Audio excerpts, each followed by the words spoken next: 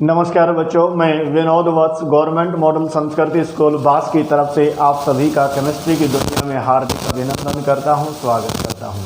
हम कर रहे हैं बेटा +1 क्लास की सेकेंड यूनिट और जिसको कहते हैं स्ट्रक्चर ऑफ ए एटम। और ये हमारी जो है वीडियो नंबर 4 है। पिछली वीडियोज़ में हमने बेटा इलेक्ट्रॉन की, प्रोटॉन की डिस्कवरी के बारे में पढ़ा था। रदरफोर्ड ने जो है न्यूक्लियस की डिस्कवरी की थी।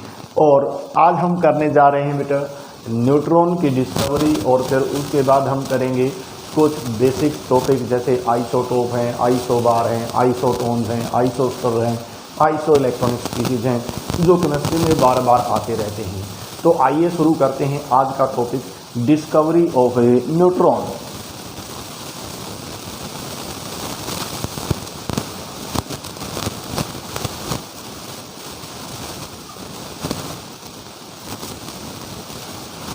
न्यूट्रॉन की डिस्कवरी, रदरफोर्ड ने ये कहा कि भाई जो एटम है उसके सेंटर में न्यूक्लियस होता है और whole of the mass of the atom is present in the nucleus and that is due to the presence of a protons and some other neutral particles. तो वो न्यूट्रल पार्टिकल्स क्या था, उसकी खोज बहुत टाइम बाद हुई। 1932 के आसपास चैडविक ने एक एक्सपेरिमेंट परफॉर्म किया।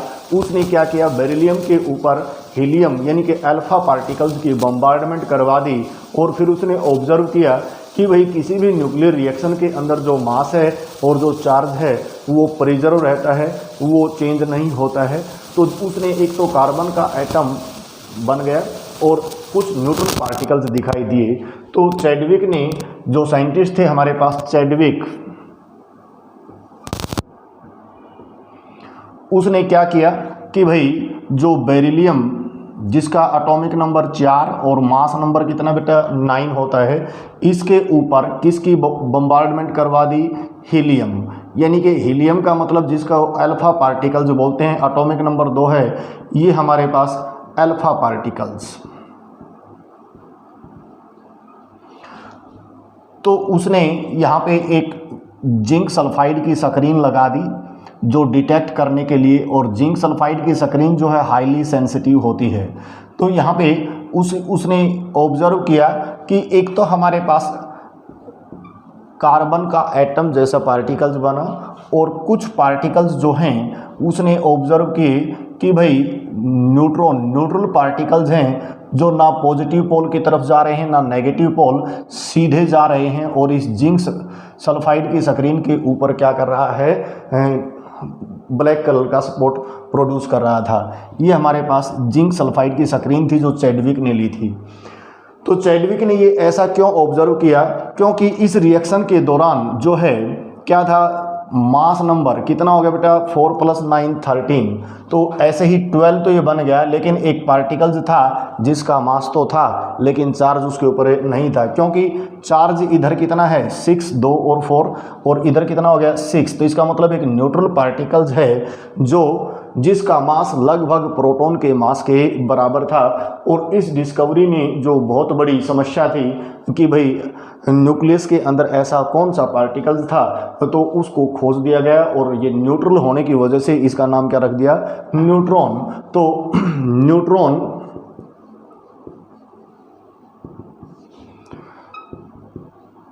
It is the neutral subatomic particles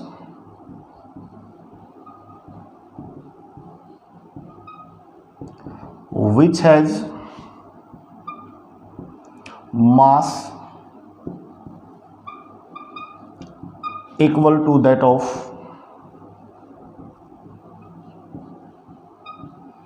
proton. It is represented by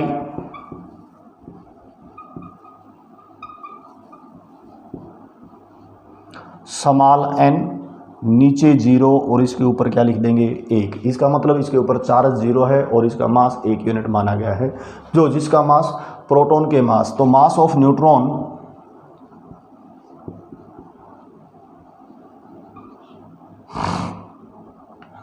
ये है हमारे पास 1.642 10⁻⁻27 किलोग्राम। जिसका मास लगभग प्रोटॉन के मास के लगभग बराबर था। तो ये न्यूट्रॉन की खोज 1932 के आसपास हुई थी। एग्जैक्ट टाइम आप चेक कर लेना बुक से। फिर ये कहता है कि भाई अब जो है हमारे पास एटम के अंदर 3 फंडामेंटल पार्टिकल्स हो गए बेटा। एक था इलेक्ट्रॉन, दूसरा प्रोटॉन और तीसरा हमारे पास क्या आ गया, न्यूट्रॉन। तो इसके बेसिस के ऊपर अब हम छोटी छोटी डेफिनेशन करते हैं। एक हमारे पास है बेटा एटॉमिक नंबर,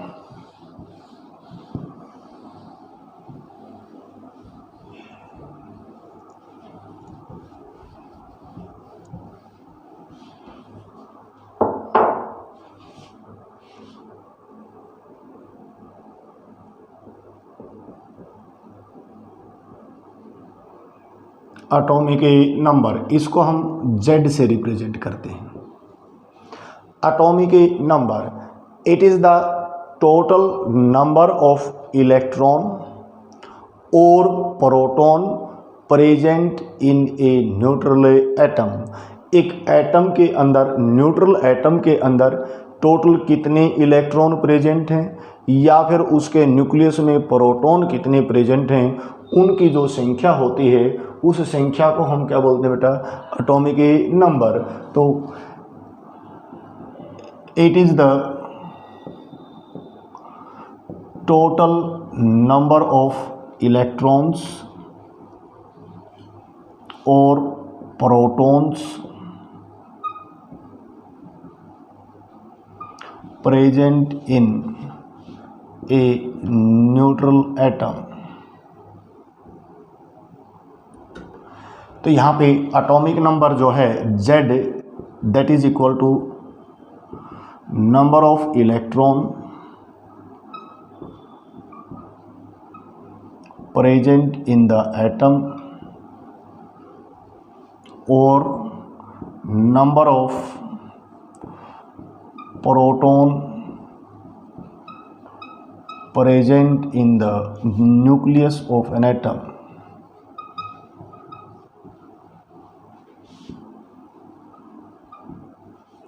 दूसरी जो डेफिनेशन है बेटा, एटॉमिक मास नंबर।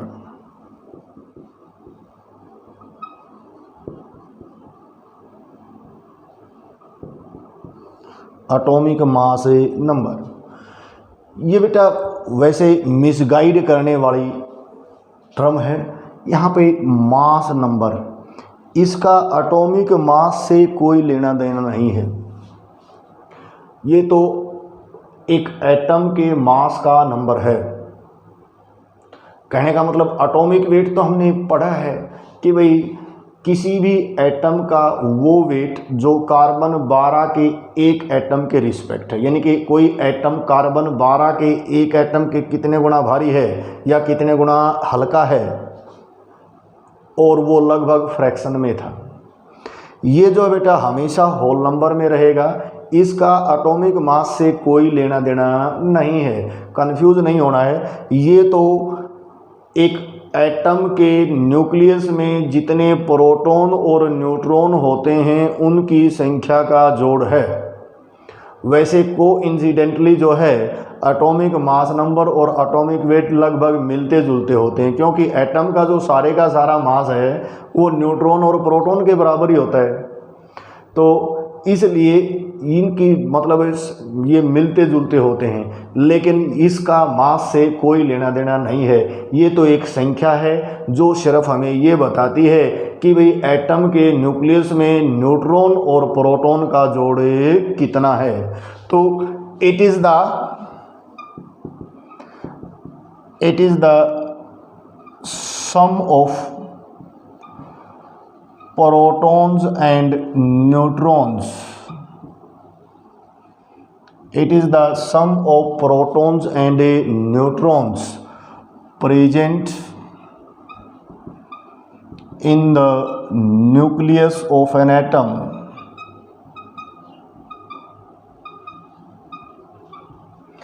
एक एटम के न्यूक्लियस में प्रोटॉन और न्यूट्रॉन के जोड़ को क्या बोलते हैं बेटा, atomic mass number. It is not mass, it is a number which is equal to the sum of proton and neutrons. हालांकि वैल्यू जो है लगभग एटॉमिक मास की और एटॉमिक मास नंबर की बराबर बराबर मिलती जुलती होगी, लेकिन इनमें डिफरेंस क्या रहेगा, इसका मास से कोई लेना देना नहीं है। दूसरी बात, ये हमेशा एक होल नंबर रहेगा, ये हमेशा क्या रहेगा, होल नंबर, ये कभी भी फ्रैक्शन में नहीं हो सकता। It is represented by A, it is represented by A. तो ए जो है वो किसके बराबर है बेटा, number of protons, total number of protons, total number of protons plus total number of neutrons.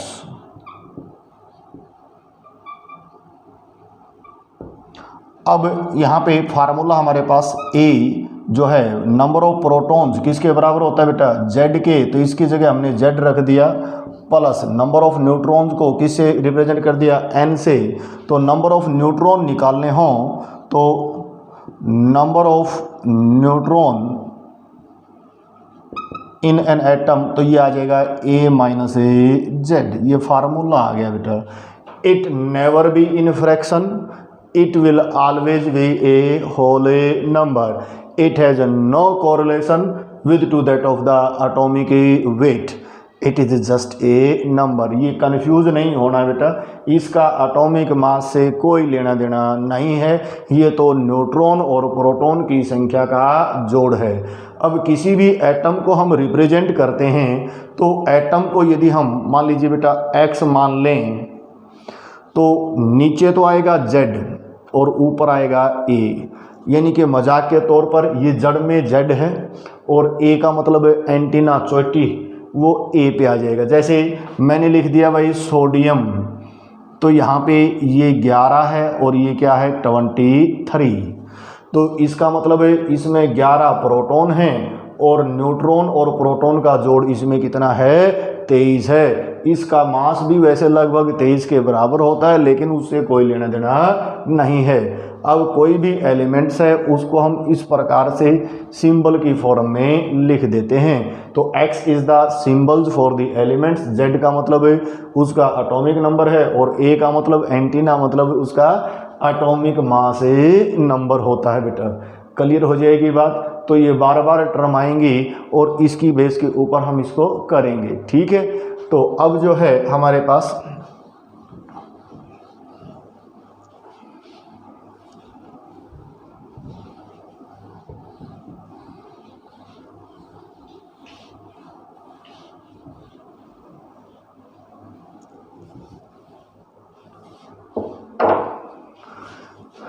अब छोटी छोटी 3 बातें करेंगे बेटा हमारे पास। एक होते हैं आइसोटोप,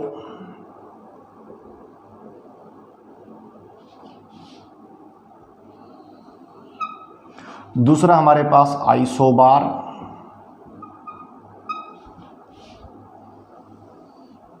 तीसरा हम कहेंगे आइसोटोन, फोर्थ वन है बेटा आइसोसटर,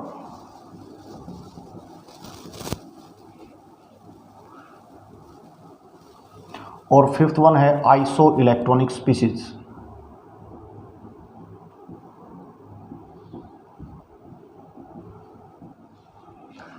ये 5 बातें हैं। सबसे पहले आइसोटोप, फिर आइसोबार, फिर आइसोटोन, फिर आइसोसटर और एक आइसो इलेक्ट्रॉनिक स्पीशीज, जो इनऑर्गेनिक केमिस्ट्री में बार बार आती रहेंगी। बहुत ही आसान सी हैं। आइसोटोप क्या बेटा, आइसोटोप, जैसे मैं एग्जाम्पल लिख देता हूँ। हमारे पास हाइड्रोजन, प्रोटियम, ड्यूटीरियम और ये आ गया बेटा ट्रीटियम, यानी कि हाइड्रोजन के 3 आइसोटोप हैं।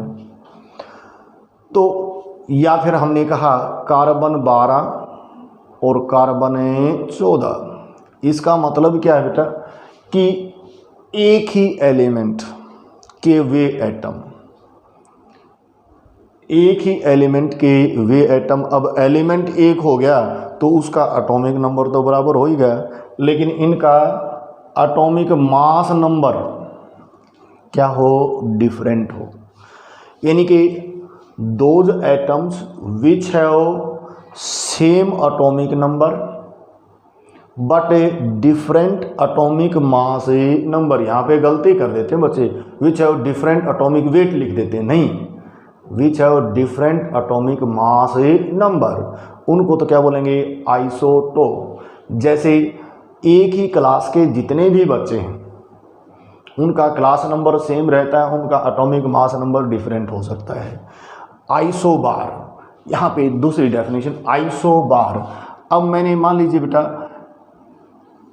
एक लिख दिया भाई आर्गन 1840, पोटासियम 1940, कैल्शियम 2040, अलग अलग एलिमेंट के एटम। अब एलिमेंट अलग अलग हो गए हैं तो उनके एटॉमिक नंबर भी सीधी सी बात है बेटा अलग अलग हो गई है। यानी कि those atoms which have different atomic number but same atomic mass number, same atomic mass number. तीसरा हम बात करते हैं isotones which have same number of neutrons, जिसमें न्यूट्रॉनों की संख्या क्या हो, सेम हो। जैसे हमने कहा भाई सोडियम 11 और 23, तो इसके अंदर जो है न्यूट्रॉनों की संख्या 23 - 11, ये कितना आ गया भाई 12, और ये आ गया मैंगेराम यानी कि मैग्नीशियम, तो नंबर ऑफ न्यूट्रॉन कितना आ गया बेटा 24 - 12, यानी कि विच हैव सेम न्यूट्रॉन, यानी कि अलग अलग एलिमेंट के एटम हैं जिनके अंदर न्यूट्रॉनों की संख्या क्या हो, अलग अलग हो। फिर बेटा आइसोस्टर, यानी कि ये मोलेक्यूल्स हैं, एटम नहीं है, ये क्या हैं, मोलेक्यूल्स, जिनमें एटम की संख्या भी सेम हो और इलेक्ट्रॉनों की संख्या भी क्या हो, सेम हो, उनको क्या बोलते हैं बेटा हमारे पास है आइसोस्टर। जैसे एक तो हमने कहा CO2 और एक लिख दिया बेटा N2O। इनमें नंबर ऑफ एटम तो 3 हैं, एटम कितने हो गए 3, और इलेक्ट्रॉन 6 + 16 कितने आ गए 22, और इसमें हमारे पास 14 + 8 कितने आ गए 22, यानी कि जिसमें इलेक्ट्रॉन भी सेम हो और एटम की संख्या भी क्या हो, सेम हो, उनका नाम रख दिया आइसोस्टर। और फिर है बेटा हमारे पास आइसो इलेक्ट्रॉनिक स्पीसीज, यानी कि विच have same number of electrons. जैसे हमने कह दिया भाई फ्लोरीन -1 कितने हो गए 10, नियोन के कितने हो गए 10, और सोडियम +1 तो कितने आ गए भाई 10, 11 में से 1 कम कर दिया, तो इस प्रकार से। तो आइए डेफिनेशन याद करते हैं इनकी। आइसोटोप, यानी कि लिखने में गलती कर देते हैं बच्चे, तो मैंने पहले एग्जाम्पल इसलिए दिए हैं ताकि लिखते वक्त आपको दिक्कत ना आए। यानी कि those atoms which have same atomic number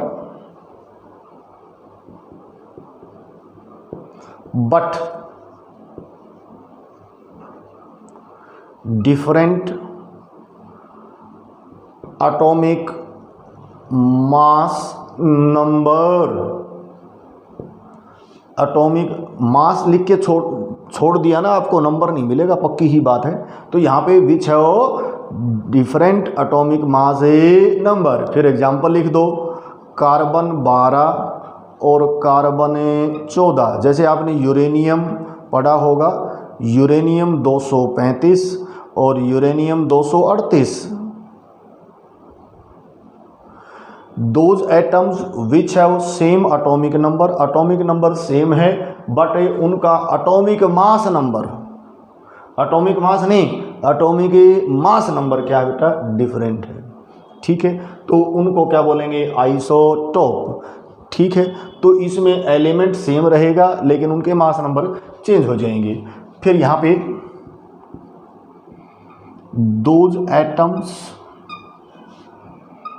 which have different atomic number, different atomic number but same atomic mass number। ये नंबर शब्द यहाँ पे याद रखना बहुत ज़रूरी है। ये इसका एग्जाम्पल लिख देना है। आर्गन वैसे तो 36 होता है, लेकिन कुछ स्पेशल एटम्स हैं। तो आर्गन का वो आइसोटोप जिसका मास नंबर 40 है, पोटासियम का वैसे तो 39 होता है, लेकिन ये स्पेशल जो आइसोटोप की एक टाइप है। तो इसी प्रकार से 20 और 40, तो ये क्या हो गया बेटा, आइसोटोप। तो these atoms of different elements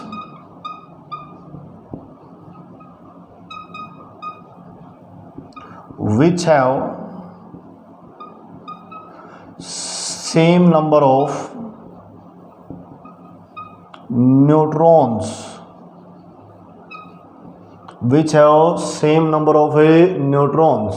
तो ये इसका एग्जाम्पल लिख देना है आपने। तो अब जो है हमारे पास बेटा किसकी बार, आइसोस्टर, यानी कि these are the molecules,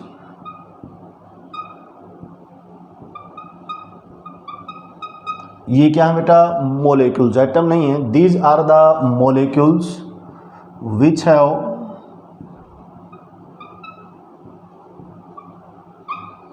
same number of atoms and electrons। Examples हमारे पास जो है ये एग्जाम्पल CO2 और N2O। यहाँ पे नंबर ऑफ एटम्स कितने हैं, 3, एक कार्बन का 2 ऑक्सीजन के, इसमें भी 2 नाइट्रोजन के और 1 ऑक्सीजन। नंबर ऑफ एटम कितने हो गए बेटा, 3। अब इलेक्ट्रॉन, कार्बन में इलेक्ट्रॉन कितने हैं, 6, ऑक्सीजन, 1 ऑक्सीजन में 8 होंगे, तो 2 में कितने हो गए, 16। टोटल नंबर 22 इलेक्ट्रॉन इसमें आ गए, 22 इलेक्ट्रॉन है इसमें आ गए। तो ऐसे मॉलिक्यूल जिनमें एटम की संख्या भी बराबर हो और इलेक्ट्रॉनों की संख्या भी क्या हो, बराबर हो, उन मॉलिक्यूल्स का नाम क्या रख दिया बेटा, आइसोस्टर। तो iso electronic, these are the species, word use करते हैं बेटा स्पीसीज। ये एटम भी हो सकते हैं, मॉलिक्यूल्स भी हो सकते हैं, आयन भी हो सकते हैं। these are the species which have same number of electrons। for examples, fluorine atomic number 9 है, -1, तो 9 और 1 कितने इलेक्ट्रॉन हो गए भाई, 10 इलेक्ट्रॉन। इसी प्रकार से नियॉन 10 है, तो इलेक्ट्रॉनों की संख्या इसमें कितनी है, 10। अब सोडियम +1 Na+1 11 था, तो 11 में से 1 चला गया, कितने इलेक्ट्रॉन रह गए, 10। मैंगेराम 12 और इसके ऊपर 2 यूनिट पॉजिटिव चार्ज, तो 12 में से 2 चले गए, तो कितने आ गए, 10। इसी प्रकार से एल्यूमिनियम 3 पॉजिटिव, तो एटॉमिक नंबर 13 था, तो 13 में से 3 चले गए, कितने बच गए, 10। यानी कि ऐसी स्पीशीज जिनमें इलेक्ट्रॉनों की संख्या क्या हो, बराबर बराबर। ये एटम भी हो सकते हैं, मॉलिक्यूल्स भी हो सकते हैं और आयंस भी हो सकते हैं। तो ये बहुत ही इंपॉर्टेंट टर्म है बेटा, कहीं ना कहीं केमिस्ट्री में मिलती रहेंगी, आपको भी नंबर दे सकती हैं। तो आज की वीडियो में हम इतना ही करेंगे बेटा। घर पे रहिए, पढ़ते रहिए, सुरक्षित रहिए। कोई समस्या है तो ये नंबर है 9813547787, इस पे फ़ोन करते रहिए। और ये आपका यूट्यूब चैनल है बेंजीन केमिस्ट्री बाय विनोद वत्स, इसको सब्सक्राइब करके मुझे आशीर्वाद देते रहिए। तो आज के लिए इतना ही, थैंक यू।